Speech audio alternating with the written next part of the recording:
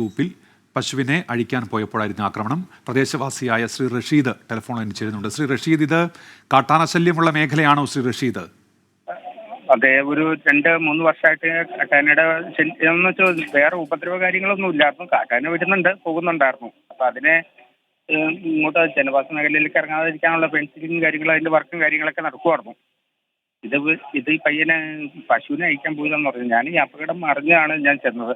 ഇതിപ്പോ ഇങ്ങനെ ഇത് അപകടം ഇപ്പോൾ പിന്നെ വണ്ടിയിൽ ഊര് ചെയ്ത് എനിക്ക് ഇതിൽ കൂടുതൽ വിധം അവിടെ നടന്നെന്താന്നുള്ളത് എനിക്കറിയില്ല.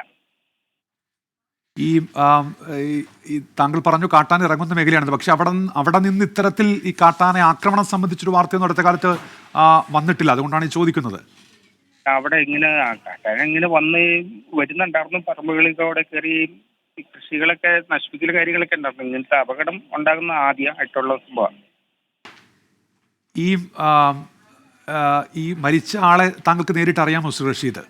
അത് അറിയാം. എൻ്റെ അയൽവക്കം എന്ന് വെച്ചാൽ ഒരു 3-4 വീടിൻ്റെ അപ്പുറമാണ് അടുത്ത. ഞങ്ങൾ എപ്പോഴും നിത്യം കണ്ടുകൊണ്ടിരിക്കുന്ന ഒരു ചെറുപ്പക്കാരനാണ്. എല്ലാ കാര്യങ്ങൾക്കും എല്ലാത്തിനും ഓടിക്കൂടുന്ന എല്ലാത്തിനും കൂടുന്ന ആളാണ്. എൻ്റെ ഒരു വിഷമം ടെൻഷനും ഉണ്ട്. അത് മനസ്സിലാകുന്നുണ്ട്. ശ്രീ റഷീദ്, ഒരു കാര്യം കൂടി, ഇപ്പോൾ ഈ ഫെൻസിങ്ങിന്റെ കാര്യം താങ്കൾ പറഞ്ഞിരുന്നുവല്ലോ, അത് പൂർത്തീകരിച്ചതാണോ വനംവകുപ്പ്? ആ ഫെൻസിങ് ജോലികളൊക്കെ അവിടെ പൂർത്തിയാക്കിയിരുന്നോ? അല്ല, കുറച്ചും കൂടെ പൂർത്തിയാക്കാനുണ്ട്. അതെ, കുറച്ചും കൂടെ അതിന്റെ വർക്കുകൾ നടന്നുകൊണ്ടിരിക്കുക.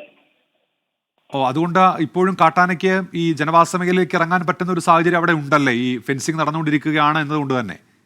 ഉണ്ട്. താങ്കൾ ഇപ്പോൾ എവിടെയാണുള്ളത് ശ്രീ റഷീദ്? ഞാൻ കാരിക്കോട് താലൂക്ക് ഹോസ്പിറ്റലിലാണ്. അവിടെയാണല്ലേ എത്തിച്ചിരിക്കുന്നത് അല്ലേ? അത് മനസ്സിലാവുന്നുണ്ട്. താങ്കൾ നന്ദി ഈ ഘട്ടത്തിൽ പ്രതികരിച്ചത് ശ്രീ റഷീദ്. അദ്ദേഹം ഇപ്പോൾ ആശുപത്രിയിലാണുള്ളത്. രാഹുൽ വിജയൻ ചേരുന്നുണ്ട്. രാഹുൽ, ഈ ഇത്തരത്തിൽ കാട്ടാന വന്നു പോകുന്ന ജനവാസ മേഖലയിൽ നിന്നപ്പുറം ഒരു ആക്രമണം അതൊന്നും ഉണ്ടായിട്ടില്ല എന്നാണ് അദ്ദേഹം പറയുന്നത്. ഇതിൽ ഞാൻ ആദ്യമേ സൂചിപ്പിച്ച പോലെ തന്നെ 4 വർഷം മാത്രമേ ആയിട്ടുള്ളൂ ഈ കാട്ടാനകൾ ജനവാസ മേഖലയിലേക്ക് അല്ലെങ്കിൽ മുള്ളരിങ്ങാട് ഭാഗത്തേക്ക് ഇറങ്ങാൻ തുടങ്ങിയിട്ട്. വനം വകുപ്പ് അതിൽ കാര്യക്ഷമമായിട്ടുള്ള ഇടപെടൽ നടത്തിയിട്ടില്ല എന്ന് നിസ്സംശയം പറയാം. നാട്ടുകാർ ഇതിനു മുമ്പ് പരാതിയായി നമ്മളെ തന്നെ അറിയിച്ചിട്ടുള്ളതാണ്. അതിനുവേണ്ടിയാണ് പ്രത്യേക ഒരു ദൗത്യം, ഈ കാട്ടാനകളെ തുരത്താൻ വേണ്ടി കഴിഞ്ഞ മാസം ഒരു ദൗത്യം ഉൾപ്പെടെ നടത്തിയിരുന്നു.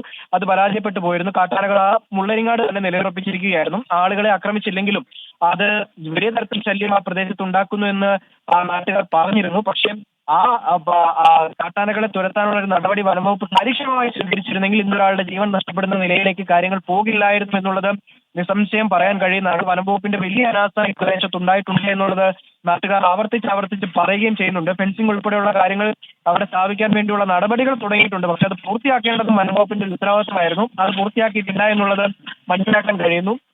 എന്തായാലും ജനവാസ മേഖലയ്ക്ക് അടുത്തുള്ള കൂപ്പിൽ വെച്ചാണ് ഈ ആക്രമണം ഉണ്ടായിരിക്കുന്നത്. അതായത് ജനവാസ മേഖലയ്ക്ക് തൊട്ടടുത്തുള്ള പ്രദേശത്ത് വെച്ച് കാട്ടാന ആക്രമണം ഉണ്ടായിരിക്കുന്നു എന്നുള്ളത് ഭയപ്പെടുത്തുന്ന കാര്യമാണ്. പ്രത്യേകിച്ച് ഈ മുള്ളരിങ്ങാട് പ്രദേശത്ത് കാട്ടാന ആക്രമണത്തിൽ ഒരാൾ കൊല്ലപ്പെടുക എന്ന് പറയുമ്പോൾ അത് വലിയ ഭീതി ഉണ്ടാക്കുന്ന കാര്യമാണ്. അത് തീർത്തും ജനവാസ മേഖലയായ പ്രദേശമാണ്. രാഹുൽ, ആ ശബ്ദത്തിൽ ചെറിയൊരു സാങ്കേതിക പ്രശ്നമുണ്ട്, വ്യക്തത കുറവുണ്ട്. രാഹുലിലേക്ക് എത്താം. വലിയ വേദന ഉള്ള ഒരു വാർത്തയാണ് ഇപ്പോൾ വരുന്നത്.